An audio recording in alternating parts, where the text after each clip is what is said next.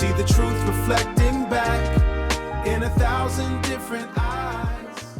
Welcome back to the Fathers Making Progress podcast, where we talk family, community, fatherhood, leadership, and the real work it takes to build stronger families and stronger communities. Before we get started, I wanted to give a big shout out to Community Care, you know, our sponsor and our partners of the year who make this podcast possible. Today's episode, man, it's a real special episode. Old school, new school, Trailblazer fathers and rookie dads. This one is special because we have brought generations together. You know, we brought together fatherhood pioneers, you know, folks who really we have to owe, you know, this whole fatherhood movement in this city, along with, you know, some guys who are doing it now. You know, we got some facilitators, you know, we got just in this room, as my man was saying before we came on, it's a lot of wisdom, it's a lot of strength in this room, you know. So the FMP Awards is around the corner. So if you want to see these brothers, if you want to come and celebrate with us as we give our dads our flowers, hey, go to the website.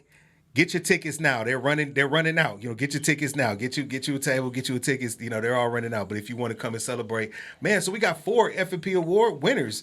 Basically, you know, we got Trailblazer of the Year, you know, Bishop Lahav book. You know, we got our this year, you know, Rookie Dad of the Year, LaQuinton Gladney. You know, we have our inaugural, I think, you know, Rookie Dad of the Year, Jeremy Triblett. And we have our this year's Trailblazer Father of the Year. We got Mr. President Al Holmes from my father's house. Who slid his card over to us. Business, you know? At all times. Business at all times. So hey, you know, as we get started, and I gave introductions, but there's no introduction like the introduction folks can give here. You know, and we always start with the story. That's what we do here. We start with the story because who you be and who you are, you know, as a dad, as a husband, how you show up is that's more important than anything, right? Especially with the work that we do here. So this is the story spotlight. You know, I want to hear who you are as fathers, as men, and as leaders, and as people who have had to grow, you know, through real life. Who wants to get started? I'll go as the rookie, man. Okay, go ahead. All right. Well, rookie is kind of loose because I have a 18 going on 19-year-old, and I started all the way over. All the way over, man. I have a 7-month-old at the house, and I contribute everything to my son. Right now, I'm in the entertainment industry, and I set up a podcast room, a studio, all that for my son. Let him know that after I'm gone, this is going to be yours. And it made me dive a lot deeper and like really look into technology as a whole. And I mean, I could contribute my podcasting ventures to him. You know what I'm saying? He streams video games, and I podcast and do music studio. And but this is the 18-year-old. This ain't the 7-month-year-old. No, I will hope not. But he's next. Yeah, he's next. I'm like streaming. Wait a minute now. So yeah, with that being said, like man, I ventured into a bunch of avenues with my trademark "Shut Up and Hustle." A lot of people talk a lot in Milwaukee, and don't have a lot of movement. Best of the Best TV, Best of the Best Entertainment. That's my LLC. It's under an umbrella of videography, photography, music, everything entertainment, pretty much. That's great. And fatherhood is like very important to me. I didn't grow up with a father.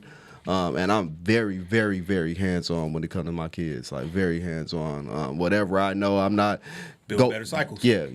I'm not go sit down and stand.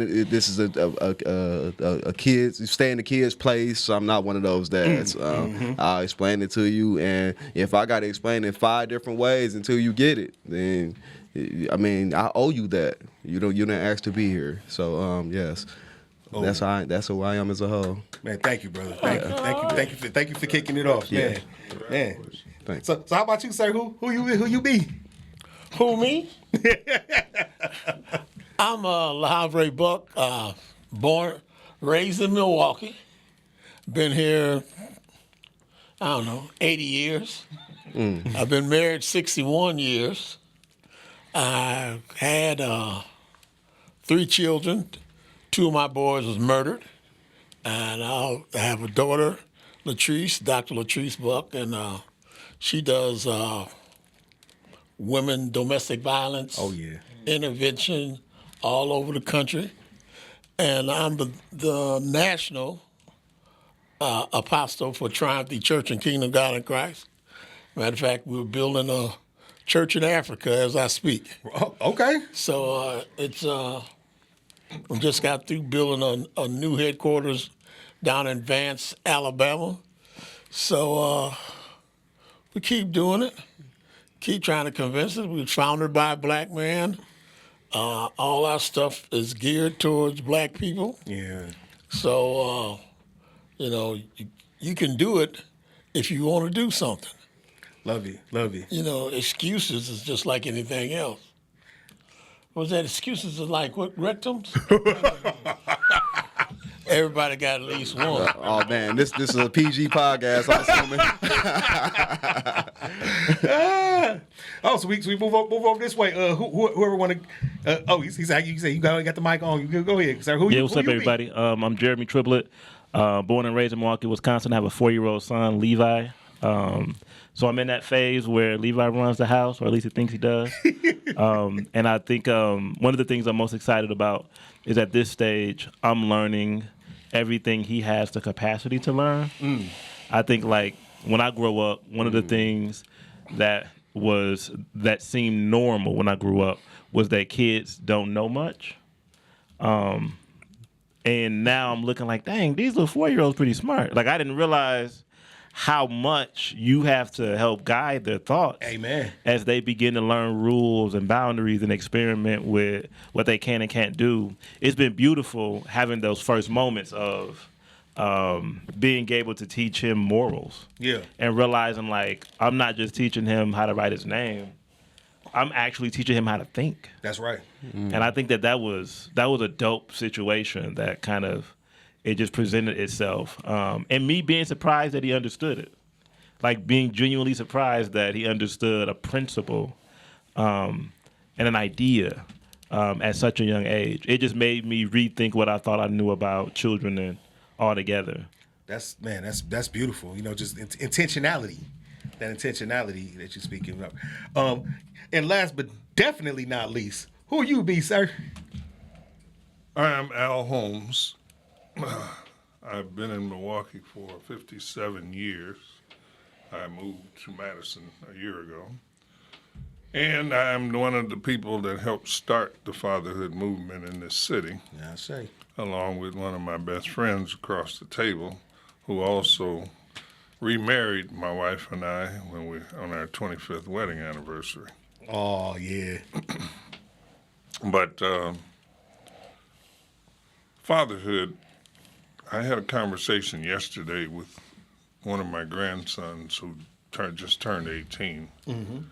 And we talked about what is a father and who gave him permission to be a father. Because we don't look at things the way they used to be years ago. I grew up in a home with a whole lot of people. We're all related, but not brother, sister, aunts, uncles, cousins. We had one big house with 12 bedrooms in it, and everybody in the family lived in that house in Detroit. Mm. And we got along for the most part. We fought a lot, but But here, I have 7 children, and 2 of my sons are dead, and I did the best I could with helping to raise them before they lost their lives. But I'm a military person, and I've been in several different, what y'all call wars. We call them police actions. And there's 4 girls left. The boys are dead, and all through violent, basic behavior. And I'm a military person. Yeah. My grandfather, my mother, my father, three uncles, 1 sister, were all military people, and they're all dead today. And so I'm the survivor. I'm the last Moton in the family of all of the Motons from New Orleans. And I'm part Choctaw Apache. Okay. Well, So speaking of survivors, Mr. Holmes, like I noticed like you grew up without your mom and your dad. my parents died when I was 4 and 5. Yeah, so losing your parents like that at a young age, like how did that early loss how did that shape you as you moved on? Well, as I said, we had a big home. My grandfather, he couldn't read and write, but when he got away from slavery, him and his brother went into the swamps in New Orleans. He got away, stayed with them for a couple of years, and moved up to Chicago and resettled. But he taught me most of everything I know about a handyman. Right. And this man is the man that could take a saw and a hammer and nails and build anything.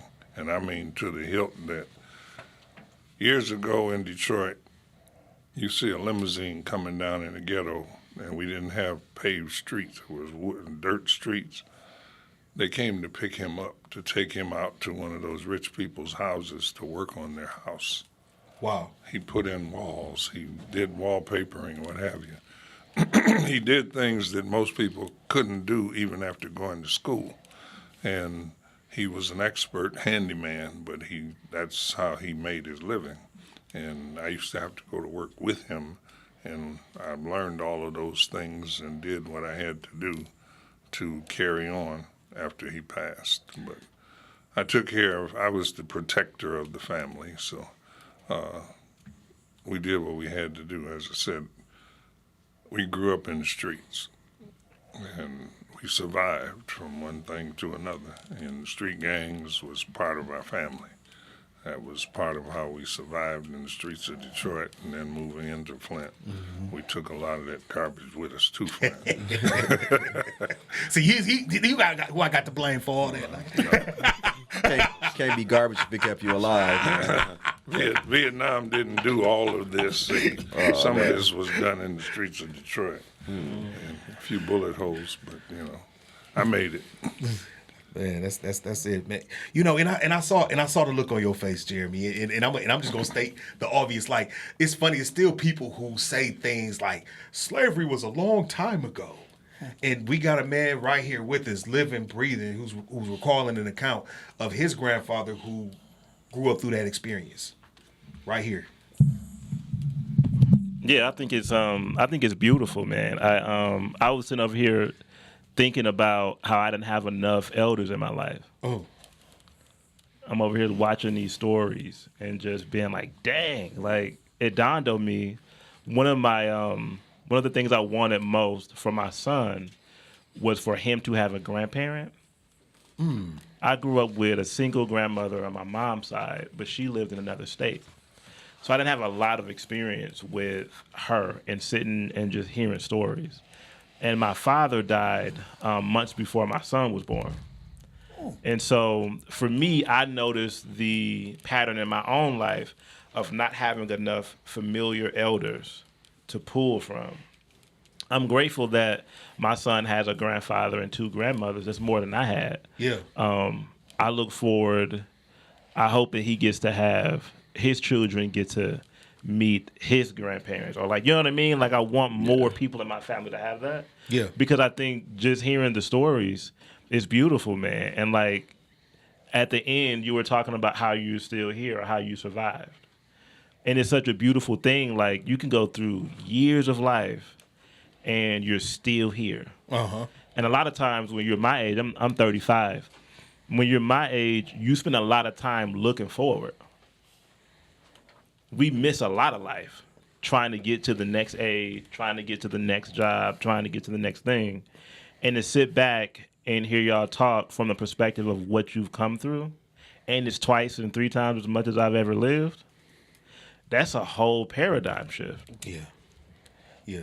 Just being able to be present and settled in the experience, A lot of times, yeah, that's deep. Instead, like you said, instead of looking for if I can only just get to this degree, I'll be there. If only I can just get to this, I'll be there. You know, but just the real life that happens. And Well, just being yeah, able to live life. Yeah, I mean, like, y'all not mentioning degrees. You know what I'm saying? Like the stuff that's important at this age. Yeah. Y'all mention what y'all survived. That's it. Who y'all became. Y'all ain't mentioning the 10, 12 jobs y'all had. Like the resume, it seems like when you get to a certain age, and I could be wrong, but if you lived a full life, it seems like you stop counting all the superficial wins. And it do get back to like, I survived. Here's who's still with me. Here's who passed on before me.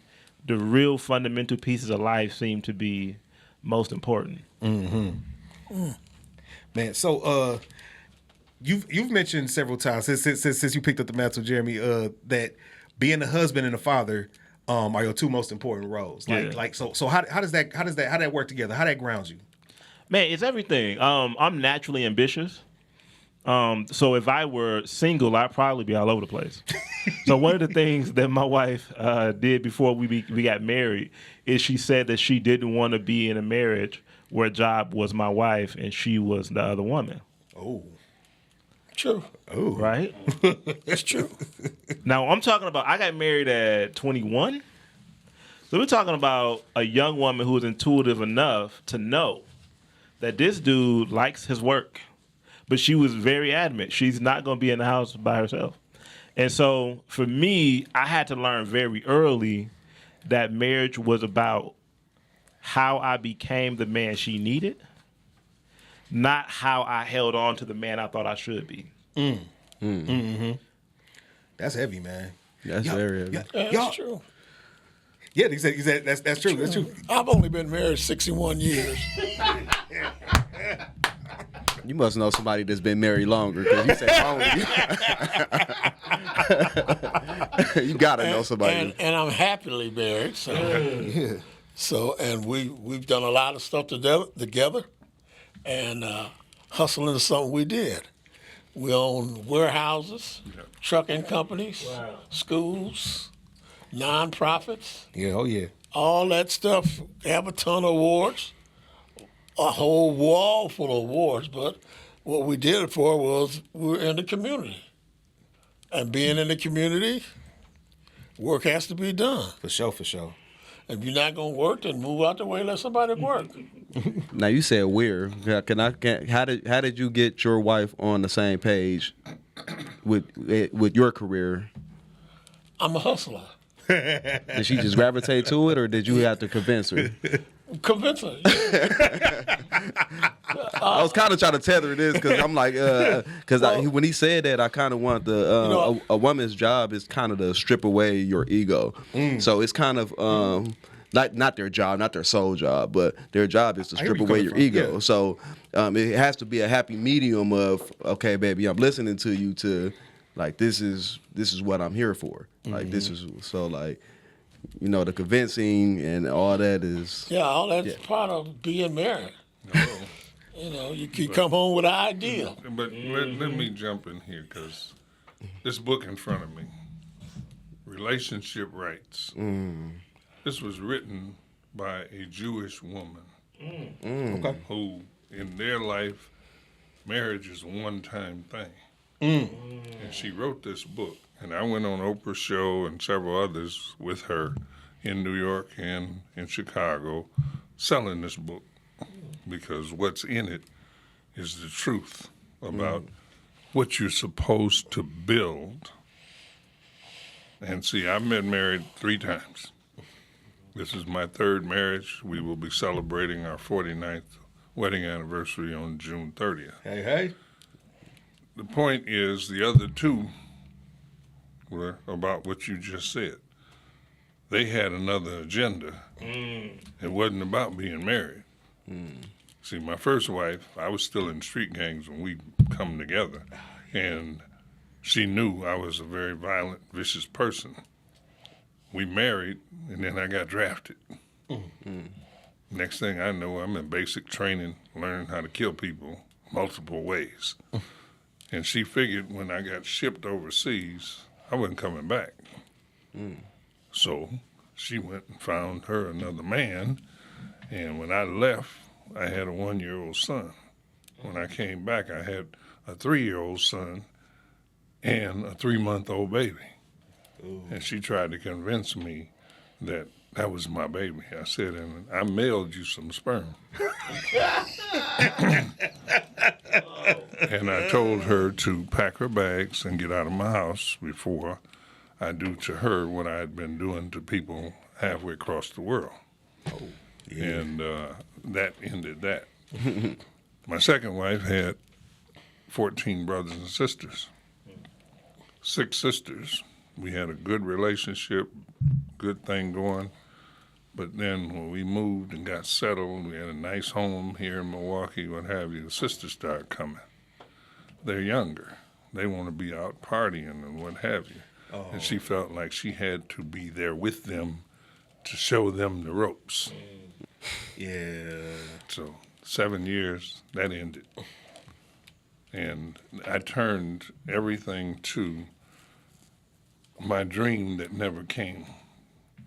I wanted to be a professional football player. I was good. I was 800-meter state champion racer. And I go in the military. I come back. I was wounded. Some of the scars I have here and a few bullet holes, but I was well. I went out in training camp for Detroit Lions, St. Louis Cardinals. They cut me at the last cut because they said I was too old. I was 26 years old. Wow. But Rocky Blyer came back from now, injured, got well, and Pittsburgh picked him up. You came in the wrong color. Thank you. Oh. So dang, that's deep. We were about the same age, but he got picked up by Pittsburgh and won 2 or 3 world championships.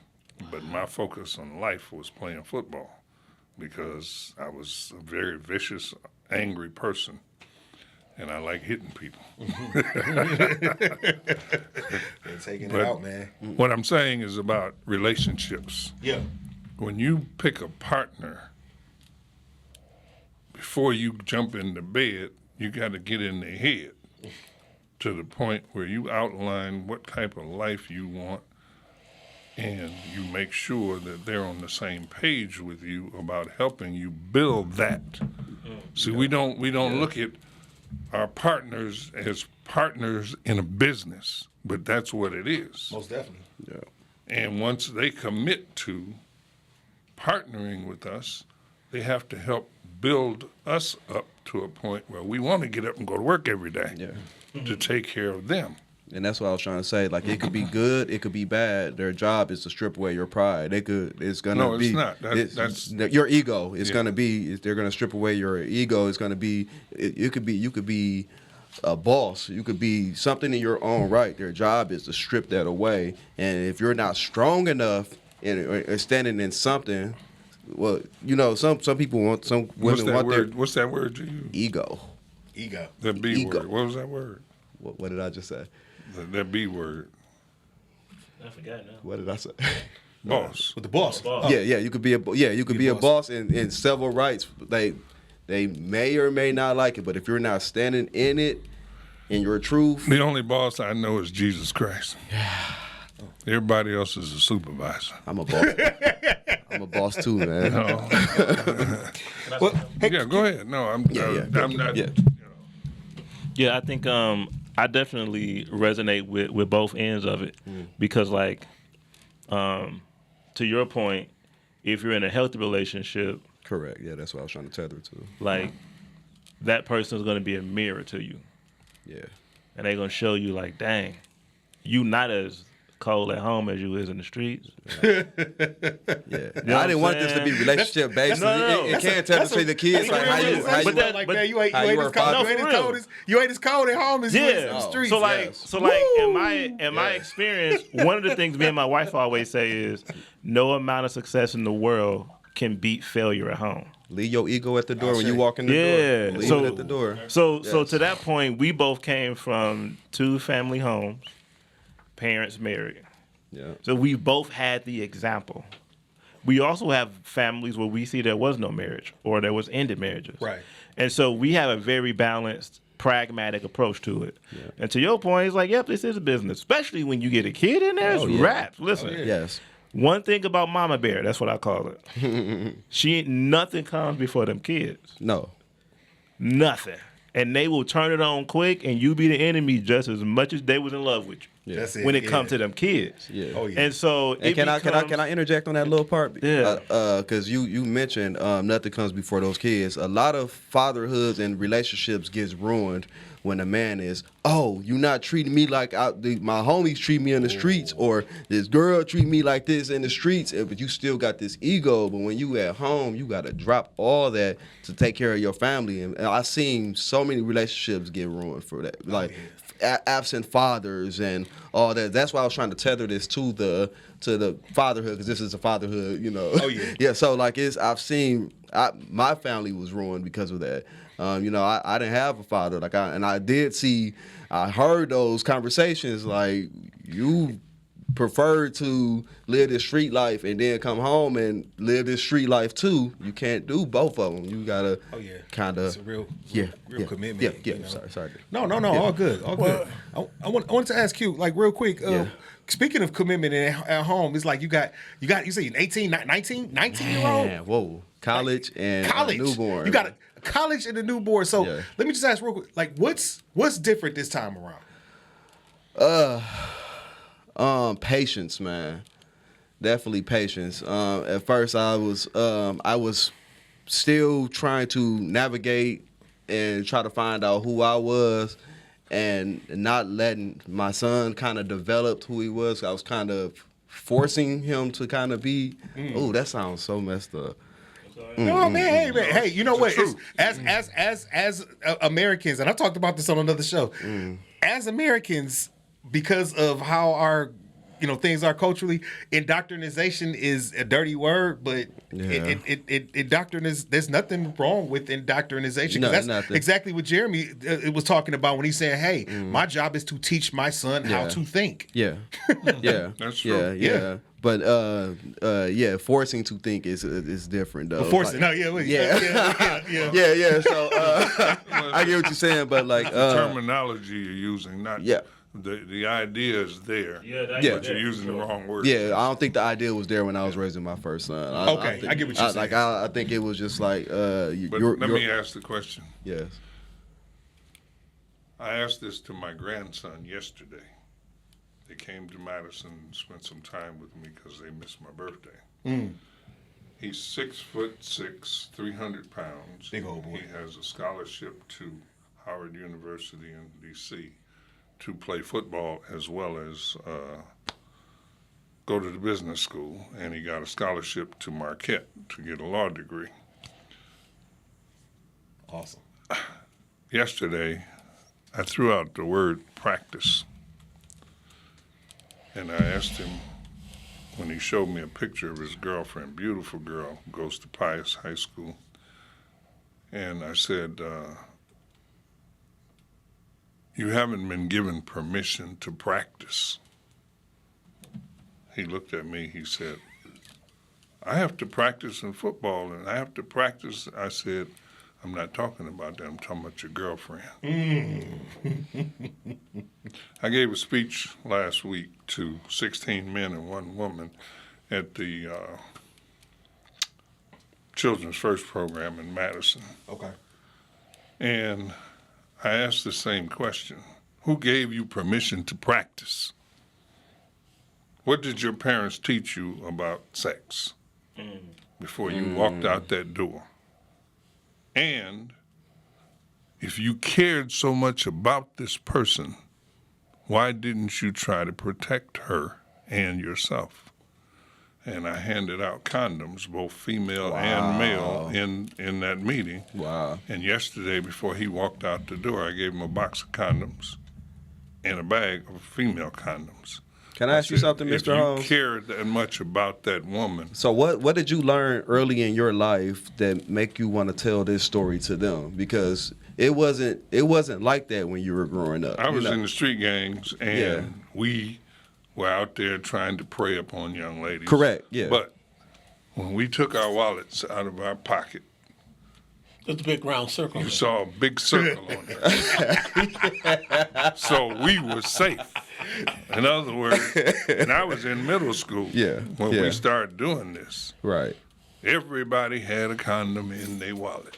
Wow. So we were safe. Wow. There was some cheap wallets one And day. I do not remember one young lady when I was in high school having a Right. baby while she was in high school. I don't remember, and there might have been some. Right. But my focus was on getting out of school and doing what I did in the streets. Correct. But we all carried condoms. Right. And nobody got diseases, and nobody made no babies. Well, you have to understand now, right now, 70% of all children born in the black community is to a single parent. That's correct. 70%. 70%. Yes. That's correct. So if you got 70%, how many people will you be marrying that don't have babies? Right. A right. baby. And the other part of that is there are more women than men in the black community. True. Yeah, definitely. Definitely. So, Can I so ask it? Go ahead. Yeah, that's an interesting if you put both of them together. If we got a lot of single parents, more women than men, then it suggests that there's a lot of men who are getting multiple women pregnant. true. That's Oh, correct. yeah. Correct. Right? So if Sure. you put both of them together, and that's kind of the reality we living in. When you talk about y'all's generation, obviously, single parent home and men having multiple families ain't new to the world, right? Right. So y'all knew that when y'all was growing up. Oh, yeah. The question I have for y'all is, sometimes our generation feel like we're blamed for messing up black families. No, that's not true. Oh. Wow, that's so crazy. So from y'all's perspective, Yeah. what do you notice about our generation that you feel like we either got from your generation or we just didn't break that your generation still dealt with? Thank you for asking the question I was trying to ask him. That's what I was trying to ask him. Like, what made you give this speech? Because you had kids at this age, you know, and you said he No, has I a did girlfriend. He didn't have any. Well, he didn't have any. Oh, he no. didn't. Well, how old were you when you had your first? Well, I did. 22. My first child was born when I was 22 years old. I was 21. Well, I was 16. You were 16. That didn't mean I did not have intercourse. It means that I used those things I carried around in my pocket. Correct. I got gonorrhea once in my life, but I was halfway around the world and I was drunk as a skunk. I'm serious. So let's ask you, how did being a 16-year-old father feel to you? Well, I mean, and that's what I was going to say, man. You know, Yeah. it's just beautiful, and I'm gonna take it all the way back. Yeah. With the FMP Awards, like, I'm not picking the winners. But I am blessed and fortunate in the case, especially of Bishop Buck and Mr. Holmes, to have people here who we could present with awards that have shown up in my life and in my development in certain kinds of ways. Like Mr. Holmes was a part of it when he talked about fatherhood and how fatherhood wasn't even like prevalently as a part of solutions and especially like in the late 90s when I was a dad, and just some of the teen dad programs that accompany some of the teen mom programs that they ran, and you know, Bishop Buck and in their work together, you know, with the Fatherhood Collaborative, you know, later on, as you know, like, I mean, a lot of folks have heard my story, but I wrote being a teen dad and just it saving my life into helping that save other people's lives. And you know, when I made that decision, it's like these are two guys who were there for me and who were there, and you know, I was able to be fortunate enough to get to tag along and be a part of that movement. And even as we talked about, and in the last show we talked about who's coming up behind you, and like even helping me to think about that as my father's house rolled into an organization and just being able to give what I had to the guys who were coming on there, you know. So you know, Bishop Buck also, when I did meet my second wife, and I actually did what Mr. Holmes said. I made like a 72-point list, and just found someone who fit into my life as opposed to, being led by some other things that some unfortunately we be led by sometimes. But when that happened, we were a blended family at that point because I had my 2 older sons. I actually had 2 other boys who were my family in my house at the time, and so it's like I had 4 boys, and she had a young daughter. So it's like as things started to progress, we actually went through a cohabitation class with Bishop Buck. Wow. And it's funny. I mean, I know he's joking, but he's really not joking when he can say, "Hey, yeah, he could take some credit for us being married and being happily married and successfully married, because I was able, once again, able to roll some of those lessons over." So that's a long way of me saying, Q. It's just like, I mean, I just really I love this movement and I love these things because once upon a time, it's like they were able to be there for me and just be able to just roll these lessons And over. Buck and I used to also run a class called Step Parenting. Wow. Yep. Teaching young men who married, who had a child of their own, or marrying a young lady who had children, how to I cohabited with my first kid too. So just to have a class, just saying that you guys taught a class with that, I had to learn the ropes myself, and it was roping dope. Oh, man, straight up, like, man. But you have to understand, it's difficult with 2 people. Yeah. Most definitely. And you bring a child. Yes. But if you come to the table with children, you don't only have 2 people. You have grandparents. Oh, Lord. You also have the other father. Yep. Oh, yep. And that's why Aunts you have and to uncles. be very conscious of how you talk, when you talk, what kind of arrangements you make, what kind of agreements you have.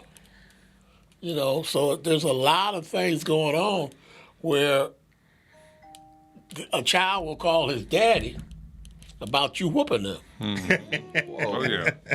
And that's the discussion I always have with people. I said, well, you don't have to stay here, but this is my house. Hello. Why ain't you with your father? See, there's a lot of things that people don't want to talk about. Because when you put 2 people together and a child, that's 3. Right. Along with that child comes grandparents. And depending on what kind of grandparents you have will determine what kind of input you got. Right. Because you can have grandparents that are very supportive, or you can have grandparents that are not supportive. So I got married at 17, so I've been married a long time. My daughters, my 2 sons, you try to instill stuff in them.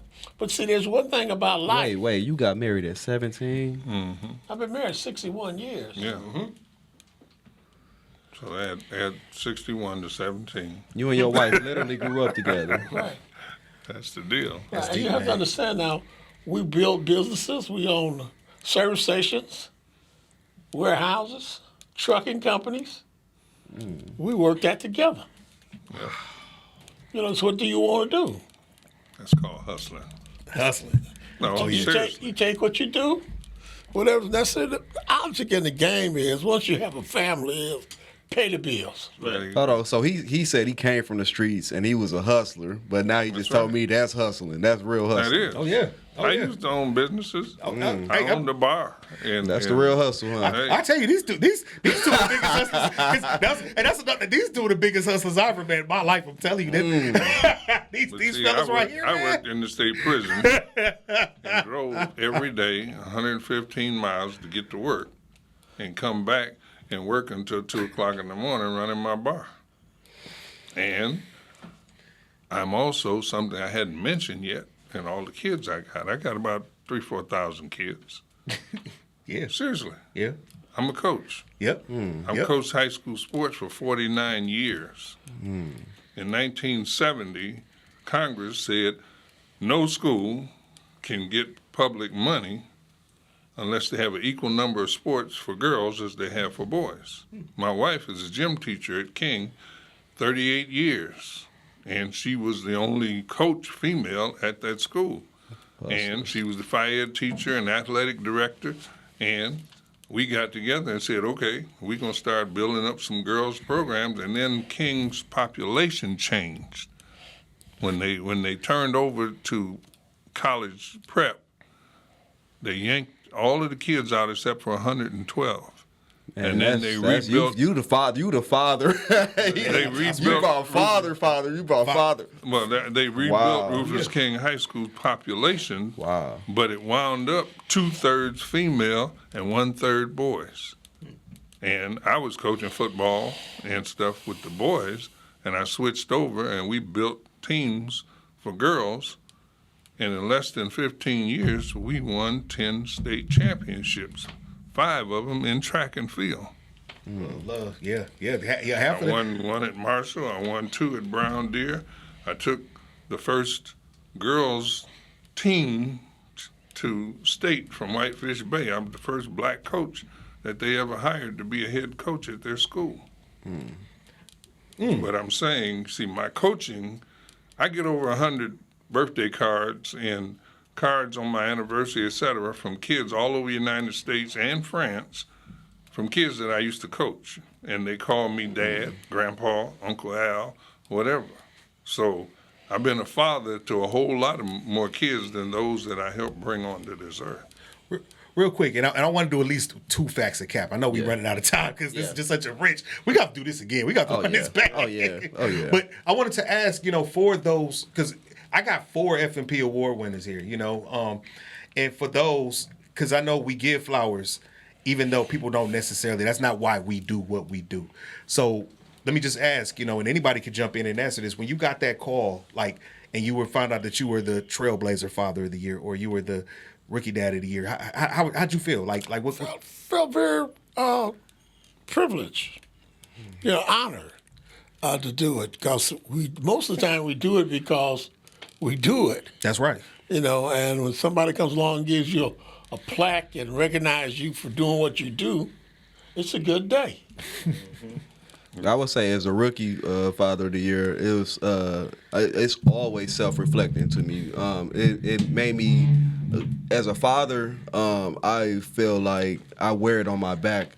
I'm scared to mess up because I feel like anything that you do morally, karmally, I just made up a word. It could. I wrote with karmally, baby. It reflects in your household. So like when you said Rookie Father of the Year, you know how a rookie comes into the league and he's just scared to mess up. So I thought of it from a bird's eye view, like wow, like this is. Though I'm 41, it's like I'm a rookie. I'm gonna stay a rookie when it comes to my kids. I'm gonna.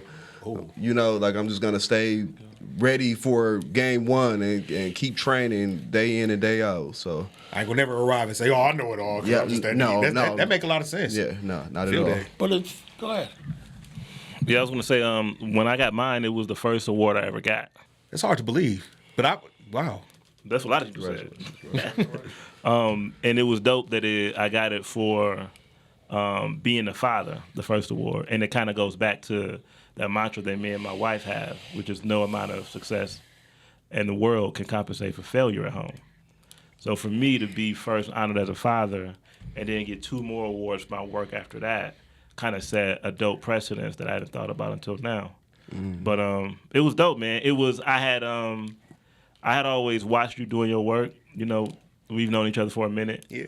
And I hadn't been really into the fatherhood initiative world. I thought you came up with something out the blue, bro. I ain't gonna hold you. I was like, trying at it again, like invented a new program, right? And then when I got there and I realized there was so much history to it. Yeah. And it made me realize why you were standing on it so strongly. It wasn't a new idea, it was a legacy. That's right. It was generations of fathers who were pushing you forward. That's right. And so I think going to the event is what made the honor bigger than me being the dad. It was like, nah, we in a community, especially as black men, we in a community where and I don't mean to derail the conversation. No. A lot of us grow up realizing that sometimes it feels like the definition of manhood is pieced together. Oh. Like you get a little bit from that person, a little bit from that person. And sometimes you're only a man in comparison to who ain't a man. That's a woman, so I'm a man. He gay. That's not a man. It's all these ideas about what make a man, and usually it's in comparison to something that ain't a man. Right. That's a boy, right? And so in that community, we weren't comparing ourselves to other things to find ourselves. Right. We was just present. You was just a dad. However you showed up being a father, whatever the origin story is, however dynamic it is, in that space, we just showed up having that thing in common. And I ain't got to prove nothing or be nothing. I just am. So thank you for that, for sure. And you are enough. Yeah. Go ahead, Mr. Holmes. Very well said, man. You were gonna say something. No, I'm Very good. well said. Okay, but you know, it's a very difficult situation because being a black male and then being a father is because people say such thing as I'm a father and the mother, and I tell them all the time, you don't have a penis. I hate that, man. So you can't be a father. You can only be a mother. Wow. You know, so people don't realize what they're saying because there's certain characteristics in a male that a woman will never have. That's correct. And certain characteristics in a male that won't have, a woman won't have. So you have to be careful because a lot of that is just stuff. Just fluff. But you have to go back to slavery. A lot of the problems that we have faced over the years came from people wanting power over us and dictating how we're going to live and creating things that we all need in order to function in this society. And a lot of the things that we didn't need to survive prior to being in this society, we don't know how to do because we didn't have anybody teaching us those things. Right. I've owned 3 houses in this city. Every one of them had a garden in the backyard because my grandfather taught me about planting vegetables and how to eat properly. And we made wine. Okay. We had peach trees, we had cherry trees, we had grapevines, and we made wine, and he sold wine. That's what we hustlers. We wasn't doing nothing against the law, but we were hustling to survive, to take care of our families, and nobody's passing those skills on to others. And I just planted a garden in my backyard in Madison. It's been there for 10 years that I've been owning that house. And the point is, when I ask my grandsons or others to come on out here and help me dig this dirt up, oh, Grandpa, I got something else to do. I got to go do so and so, and I got to read the book or whatever. You see what I'm saying? I had a conversation with Eric this morning. Oh, okay. Eric is one of the people who run this organization. Most of the curriculums we've used over the years come from this company. Yep. That's Eric has been in Milwaukee 3 or 4 times doing seminars and teaching us whatever. They got a new young man named Antoine Johnson, and he sent out an email to all us old folks saying, oh, we've created a certified certificate for fathers and what have you. If you take this course and pass it and do whatever, you get it. And I wrote him a long letter. I said, now, I've been teaching this stuff for 30 years. I've taken all the courses that you have in your program, and I'm now working on the mother's program. They've created one. And I said, now, Ave Mulhern, that lady used to come here from Baltimore. Yeah. She came several times and did workshops for us and trained or whatever. Everybody got certificates. I said, now you mean to tell me after 30 years I got to go back to school and get a certificate? He thought I was angry. I was joking. And Eric called me today. He said, Al, Antoine is really upset about that letter you sent. And I was laughing so hard. I said, you mean tell me this man comes in, he's 24, 25 years old, thinking, I got to go through some more training to do what I do. And I've been doing this for 30 years. And I've gone through their whole curriculum, and Reverend Johnson and his curriculum from NPCL. Oh, yeah. Shout out to Dr. The guy Johnson, out man. of Florida and his curriculum. Oh, yeah. And all this. And now I got to take It's another like course. Yeah. You can keep this book. I got more. But the point I'm making is that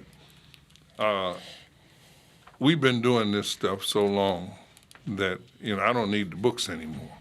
And when I go do speeches and stuff like that, I'm working with the people in Madison now, the Urban League. I help train their fatherhood people. Beautiful. And they just had a speaker, and he's from Kenosha. I did a seminar in Racine, and he was at that seminar 25 years ago. And he came to me after the class, and he said, I really appreciate what you said, and I need to change what I'm doing so that I can not wind up in prison. He went to prison anyway because he was a drug dealer. But now he came out of jail. He went back to school, got a master's degree. Now he travels the United States trying to teach young men like yourselves about fatherhood and how it's so important to build relationships with people, get to know them, and find a partner who has the same thoughts about what kind of life you want, and work together as though you're building a business. Sure. That's what Buck did. That's what I did. He did. Now it's your turn. Oh, yeah. Yeah, because we trained in the prison system. Oh, yeah. Green Bay, Fox Lake, Kettle, Racine, Gosh. all those places we have taught guys. And there's one thing about fatherhood, you got to want to come. And so a lot of times nobody wants to be trained. Everybody knows. But when you train, like I used to choose my guys in prison, ain't but one person going home here today. That's right. They go, oh, Bishop, that's cool. I said, well, it is. It is truth. Sure. I'm doing the training. You here, and the only way you can get out of here is pass this course. So Racine and downtown, they made it mandatory that you take the father until Cobra came, and that wiped everybody out. Yep. But see, my specialty is here. Oh, yeah. I have become an expert in teaching anger management. I got 5 different curriculums that are written by 5 different companies. And I do this because people are running around here angry, but they don't know who they're angry with. They want to be angry with the woman. They want to be angry about the child and paying child support. But the person they're really angry with is the person they see in the mirror every day. I ask people all the time, what did you say to yourself this morning when you got through with your business standing in the mirror in the bathroom? And everybody looks at me and they say, nothing. I said, oh, really? Every day, and mean as I used to be, every day I get up, I go to the restroom, do my business, and I stand and look in the mirror. And I said, I'm sorry. I tell myself, I love you. That's right. Because if I don't love me, why should anybody else? And when you go out of your home with that attitude, people, they're drawn to you.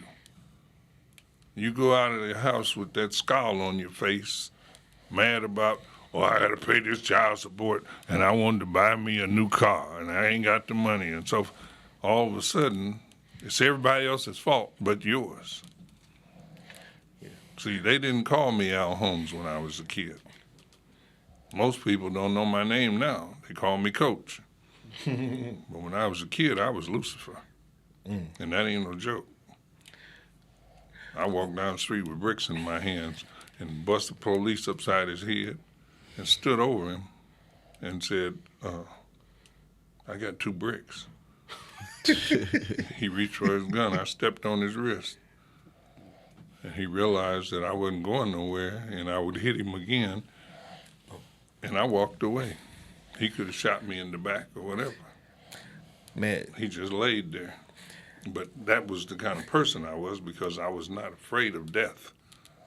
And I was angry with the person you call the boss, because my mother and father were taken away from me when I was still a young man, and I got angry, and I was Catholic. I used to I was actually, you had Lucifer on the altar as a altar boy, doing the prayers and what have you. And I'd get out of church and go out there and bust somebody upside the head in a heartbeat. Wow.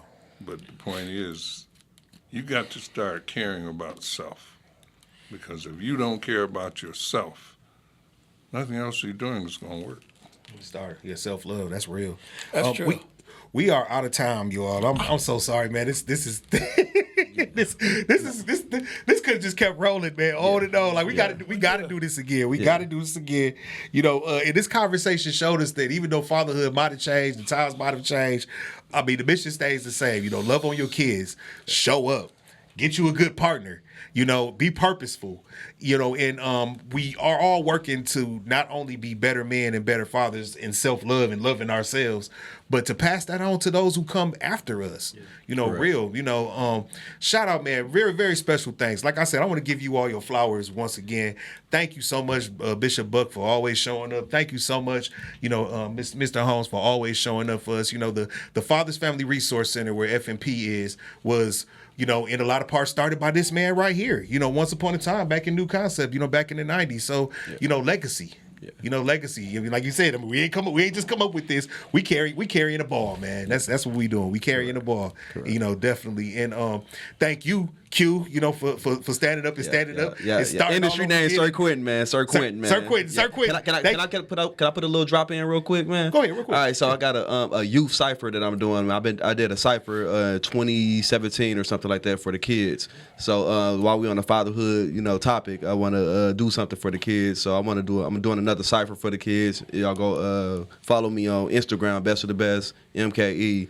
For more information. Best of the Best MKE. Yes. Best of the Best MKE. Follow Sir Quinton. Sir Quinton. There we go. Sir Quinton. Yes, sir. And thank you too, Brother Jeremy. Thank you, Jeremy, you know, for showing up and just being young. Like I didn't realize, like, Jeremy got 14 years of marriage in, man. Wow. Yeah, man, beautiful, man. Yeah, beautiful. Thank you. Thank you for being you. Thank you for your work. You know, humble guy, but I'll tell you, Jeremy is also one of the best facilitators I know, one of the best trainers I know. Okay. You know, just does some really, really awesome work. You know, so thank you all so much for being here. That's all the time we have, you know. So you know, FMP Awards, y'all come on out, y'all come on, love on these brothers and in everything that we doing. And hey, until next time, you know, stay present, stay positive, and stay making progress. Yes, Peace. Lord, peace. Fathers making progress, FMP.